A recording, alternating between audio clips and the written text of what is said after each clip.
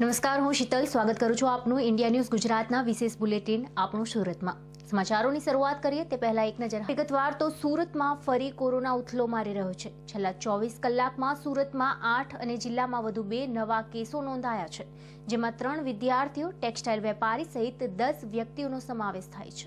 સુરત શહેરમાં નવા નોંધાયેલા 8 દર્દીઓમાં વડોદ ગામ ખાતે રહેતી 45 વર્ષીય મહિલા, ઉધનામાં રહેતી 23 વર્ષીય પરિણીતા, વરાછાનો 15 વર્ષીય વિદ્યાર્થી, ઉમરવાડાના 9 વર્ષીય વિદ્યાર્થી, પાલપોન્ટ વિસ્તારમાં રહેતા ટેક્સટાઇલ વેપારી, વરાછા હીરાબાગ ખાતે રહેતી 25 વર્ષીય વિદ્યાર્થીની, જ્યારે સુમુલડેરી ખાતે રહેતા 69 વર્ષીય વૃદ્ધ અને અડાજન પાલ ખાતે રહેતા 50 વર્ષીય મહિલાનો સમાવેશ થાય છે। જ્યારે એક દર્દીને કોરોનાને માત આપતા તેને હોસ્પિટલમાંથી રજા આપવામાં આવી છે, જેથી ડિસ્ચાર્જ કેસની સંખ્યા કુલ 1,60,533 પર પહોંચી છે। વધુ નવા 8 કેસ સાથે શહેરમાં કુલ કેસોની સંખ્યા 1,62,243 થઈ છે। આ પૈકી 29 એક્ટિવ કેસો છે, જેમાં એક દર્દી હોસ્પિટલમાં એડમિટ છે। સાથે સુરત જિલ્લામાં કોરોનાના વધુ 2 નવા કેસ નોંધાયા છે, જેમાં ઓલપાડ અને બારડોલીના દર્દીઓનો સમાવેશ થાય છે। જે પણ નવા કેસો નોંધાયા છે તેમાં 4 ટ્રાવેલ હિસ્ટ્રી ધરાવે છે। વેકેશનમાં બહારગામ ફરીને આવતા લોકોમાં કોરોના સંક્રમણનું પ્રમાણ વધારે જોવા મળી રહ્યું છે। લાંબા સમય બાદ કેસોની સંખ્યા વધતા આરોગ્ય તંત્ર ફરી એકવાર એલર્ટની સ્થિતિમાં આવી ગયું છે।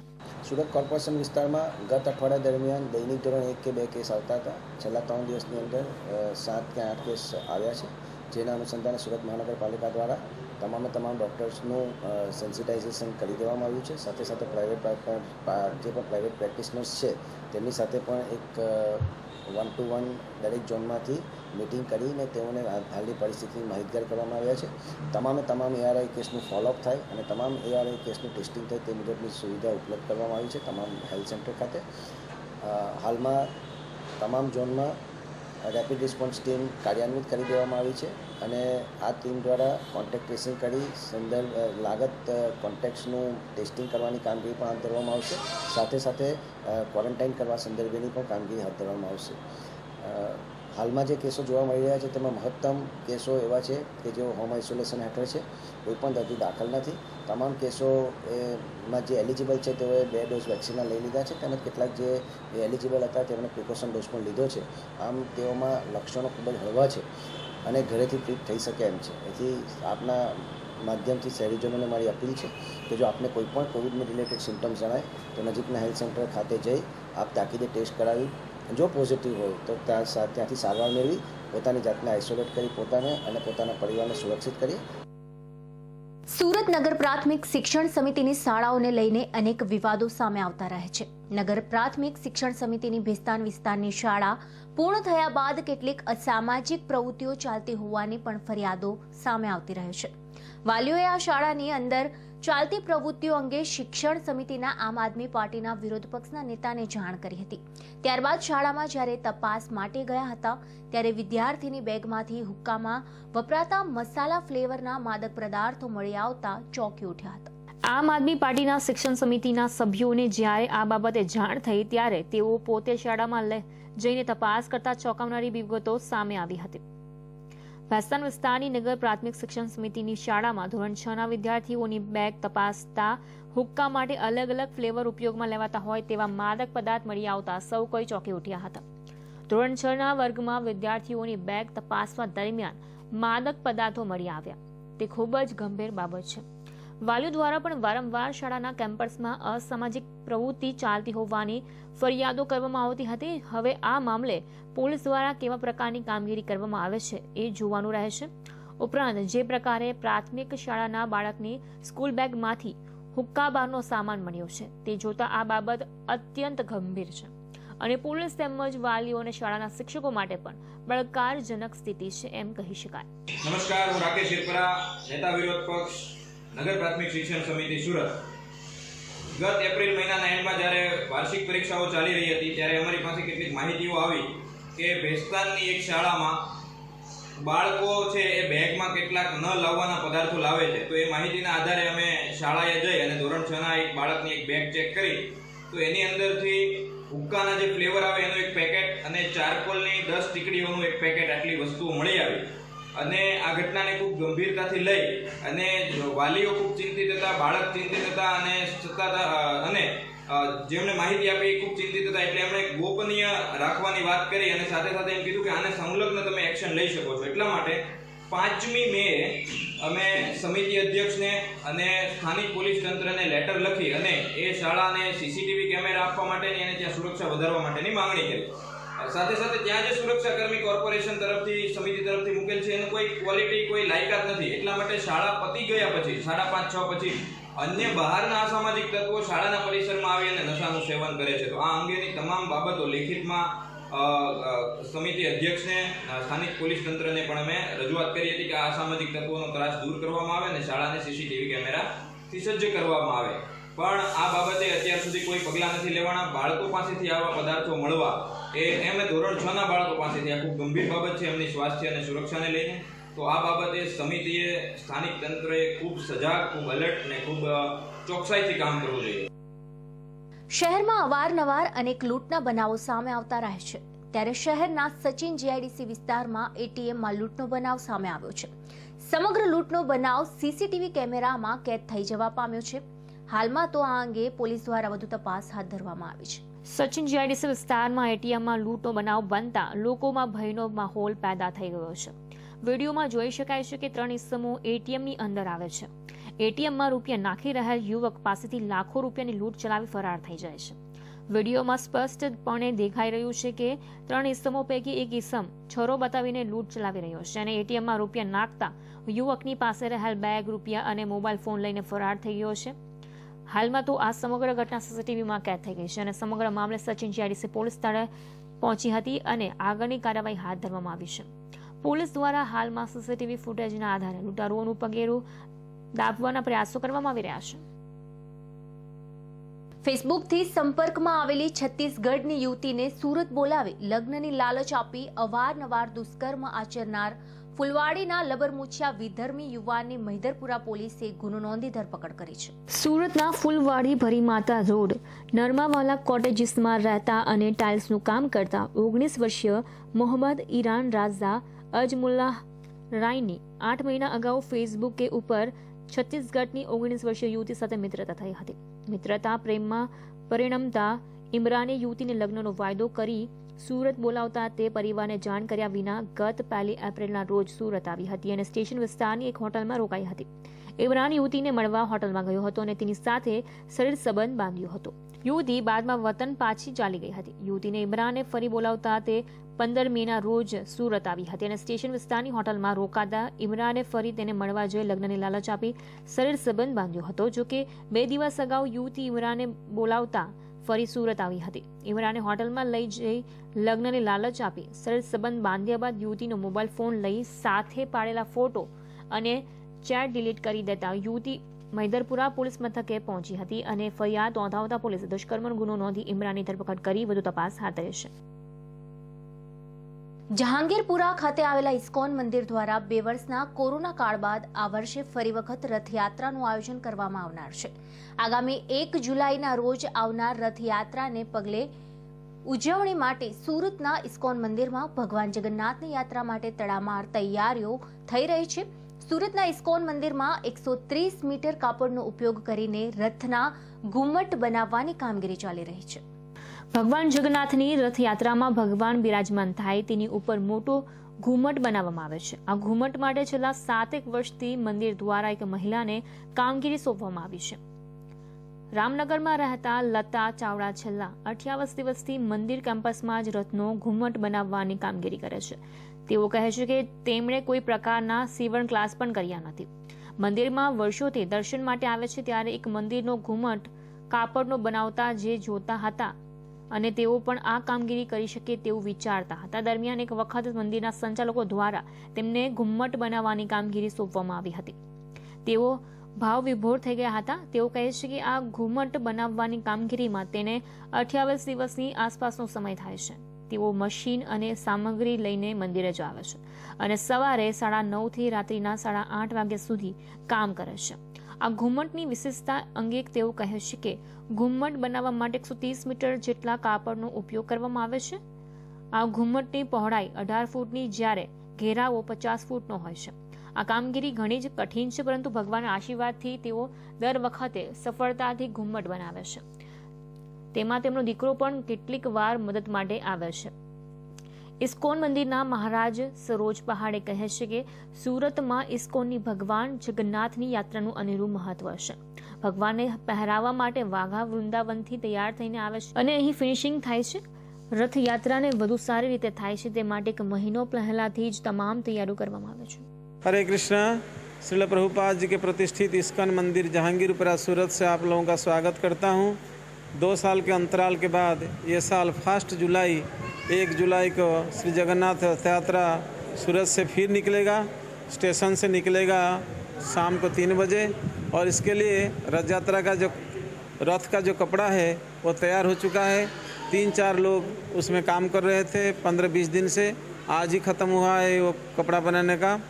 और जगन्नाथ बलदेव सुभद्रा जगन्नाथ रथ यात्रा के दिन जो नया कपड़ा पहनेंगे वो भी वृंदावन से बन के आ चुका है, जिसका कीमत 2.25 लाख रुपया है. बहुत सुंदर ड्रेस है और सूरतवासी का 2 साल का जो अपेक्षा है वो ख़त्म होगा. 1 जुलाई को जगन्नाथ बलदेव सुभद्रा रथ में विराजमान होंगे और सारे सूरतवासी को दर्शन देके उनका कल्याण करेंगे.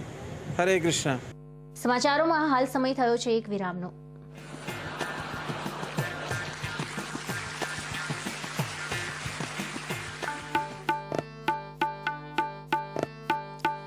Agro pelo agro lago pelo lago agro pelo agro thaiya thaiya ta thai ta ta thaiya thaiya ta thai ta ta thaiya thaiya ta thai. Rangla ઓ રંગલા, બોલને રંગલી રે રંગલી. આ સાહેબ એમ કે છે કે ભારતને કોંગ્રેસ મુક્ત કરીને જ જંપીશ. હા, પણ કોંગ્રેસ મુક્ત ભારત કરવા જતા કોંગ્રેસ યુક્ત ભાપ થઈ ગયું એનું શું? અરરર, ઈ કેવી રીતે? એ તો કે રંગલા. જો આ આવળિયા આવ્યા, બાવળિયા આવ્યા, બાપુડિયા આવ્યા, બધા કોંગ્રેસમાંથી જ ભાપમાં આવ્યા ને. ઈ વાત સાચી હો. તઈ શું? હવે કોંગ્રેસ યુક્ત ભાપ, બીજું શું?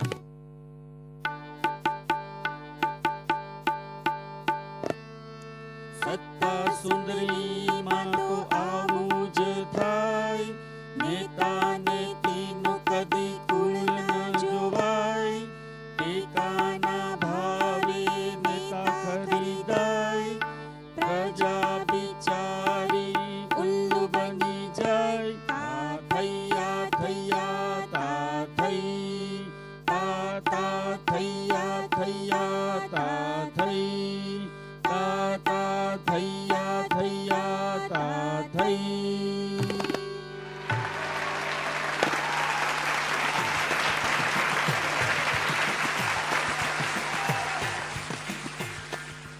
બ્રેક બાદ ફરી સ્વાગત છે સમાચારોમાં. પાલિકામાં 73D હેઠળના મંજૂર કરાતા કામો માટે ફરી સવાલો ઉભા થયા છે, જેમાં કાર્યપાલક ઇજનેર ઝોનલ ચીફને તાકીદનું કામ હોય તો અમુક રકમ સુધી ખર્ચ કરવાની સત્તા અપાઈ છે.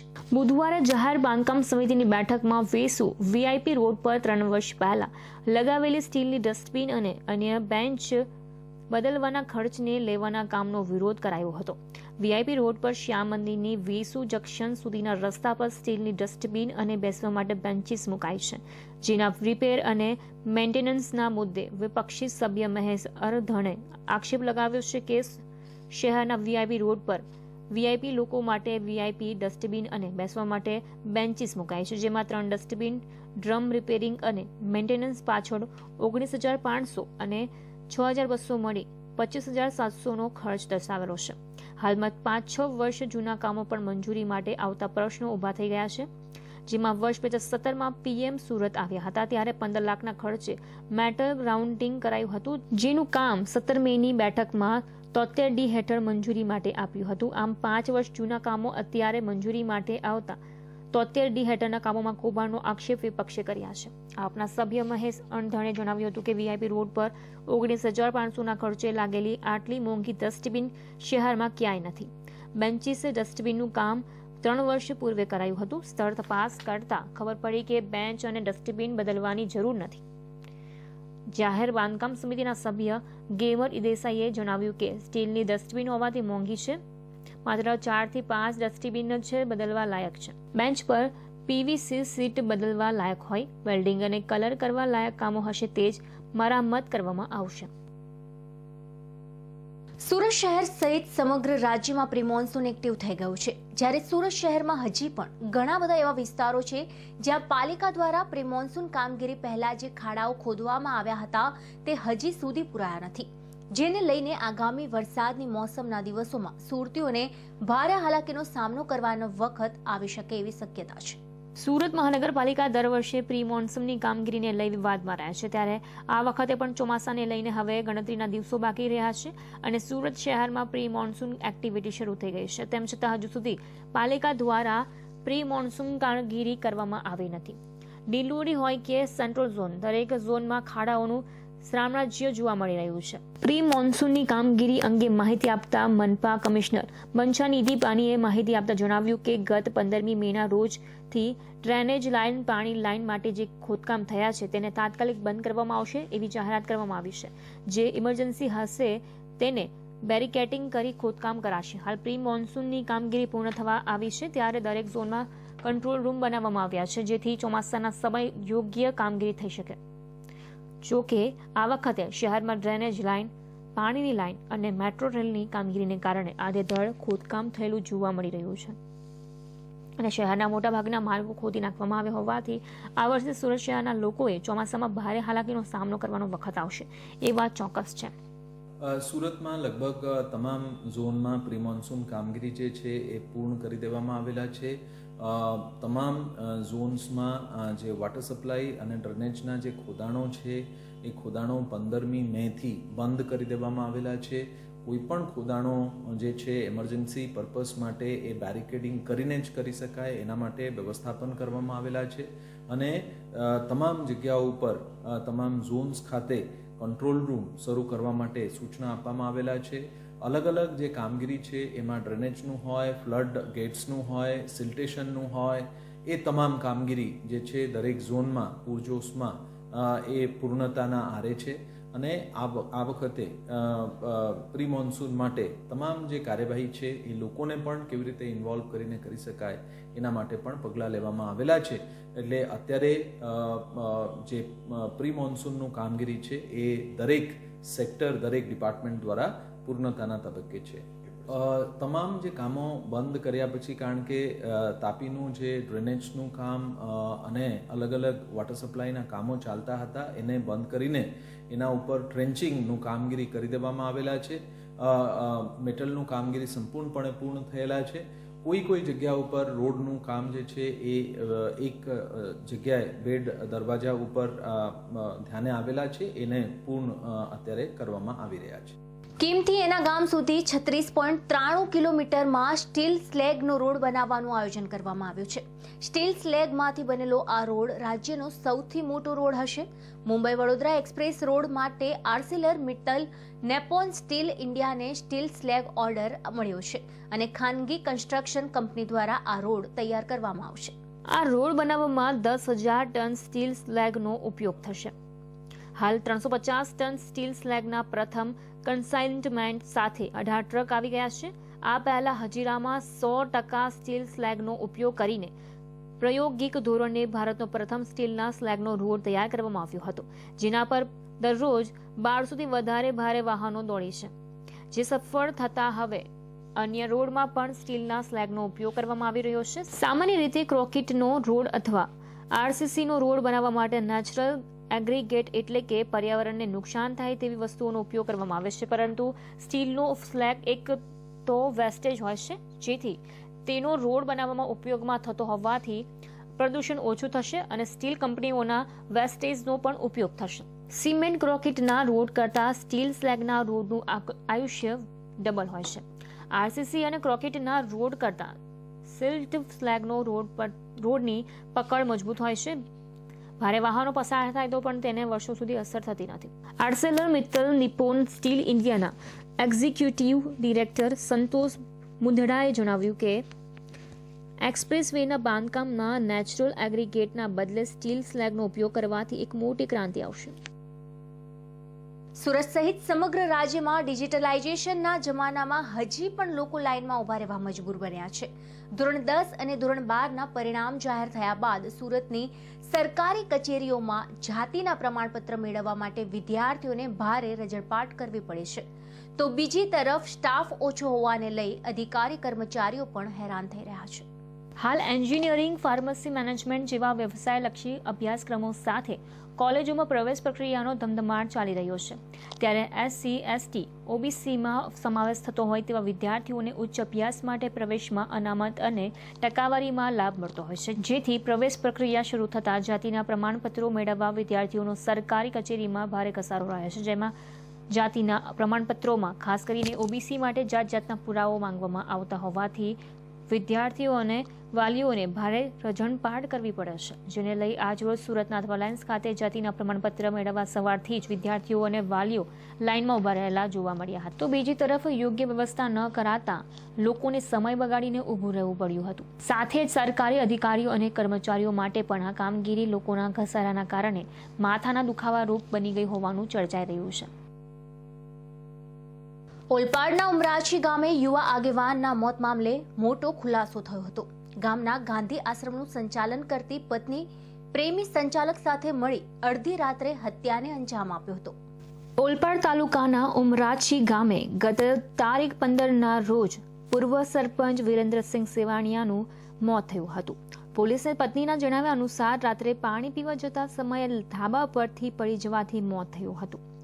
પોલીસ ઘટના સ્થળે પહોંચી હતી અને મૃતદેહનું પોસ્ટમોર્ટમ કરાવી અગ્નિ સંસ્કાર પણ કરી નાખવામાં આવ્યા હતા. જોકે આશંકાને લઈ કીમ પોલીસ સાથે જિલ્લા LCB તેમજ SOG પણ તપાસમાં જોડાઈ હતી અને આખરે જિલ્લા SOGને સમગ્ર બાબતે સફળતા મળી હતી. ઉમરાછી ગામે ગાંધી આશ્રમનું સંચાલન કરતી ડિમ્પલ વિરેન્દ્રસિંહ સેવાણિયા તેમજ અમદાવાદથી આશ્રમની વિઝિટ કરવા આવતા અધિકારી હેમંત ઉર્ફે પિન્ટુ હસમુખલાલ શર્મા વચ્ચે પ્રેમ હતો. જેથી પ્રેમિકા હત્યા કરવા સુધી પહોંચી ગયા હતા. ઘટનાની રાત્રે પ્રેમિકા ડિમ્પલે પ્રેમી હેમંતને અમદાવાદથી બોલાવ્યો હતો અને મધ્યરાત્રિએ હેમંતે મૃતક વિરેન્દ્રસિંહના માથામાં પેવર બ્લોકના ઘા મારી હત્યા કરી નાખી હતી. ત્યારબાદ ત્યાંથી ફરાર થઈ ગયો હતો. ત્યારબાદ પત્ની ડિમ્પલે પોલીસને ગેરમાર્ગે દોરવા માટે લોહીના ડાઘા સાફ કર્યા હતા તેમજ પથ્થર પણ ધોઈ નાખ્યો હતો અને આખી ઘટનાને અકસ્માતમાં ખંભાવવાની કોશિશ કરી હતી.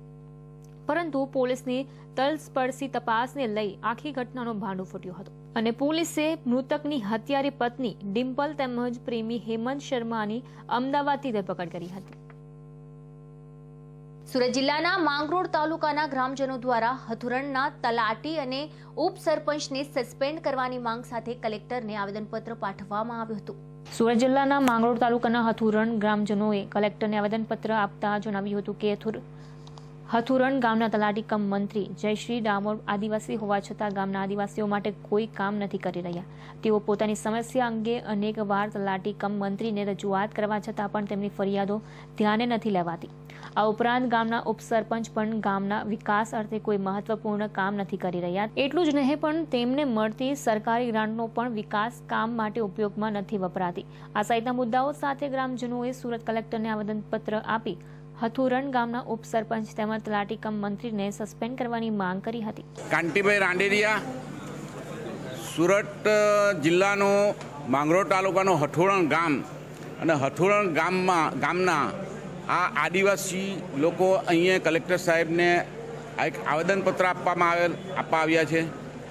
આપ મીડિયા, ઇલેક્ટ્રોનિક મીડિયા, પ્રિન્ટ મીડિયાના માધ્યમ દ્વારા કલેક્ટર સાહેબને આવેદનપત્ર આપી ત્યાંના કર્મચારી જે છે જયશ્રીબેન ડામોર તલાટી કમ મંત્રી અને ઉપસરપંચ છે અબ્બાસભાઈ, એમને તલાટી કમ મંત્રી શ્રી ડામોર જે છે આદિવાસી છે અને અહીંયા આદિવાસીઓના જ કામો કરતા નથી તેમજ આદિવાસીઓને કામો તલ્લે ચડાવે છે. એમને સરકારમાંથી જે ગ્રાન્ટ આપવામાં આવે છે એ ગ્રાન્ટ જે આ લોકોને વેચવી જોઈએ તે પણ વેચતા નથી અને તલાટી કમ મંત્રીને તાત્કાલિક અસરથી આ લોકોને આદિવાસીઓને હેરાનગતિ થાય છે એટલા માટે એમની બદલી કરવી જોઈએ અને જે ઉપસરપંચ છે એમને સસ્પેન્ડ કરવા જોઈએ. આવી રજૂઆત કરવા માટે અમે કલેક્ટર સાહેબ પાસે આવ્યા છીએ. તો હાલ સમાચારોમાં બસ આટલું જ. વધુ સમાચારો માટે જોતા રહો ઇન્ડિયા ન્યૂઝ ગુજરાત. નમસ્કાર.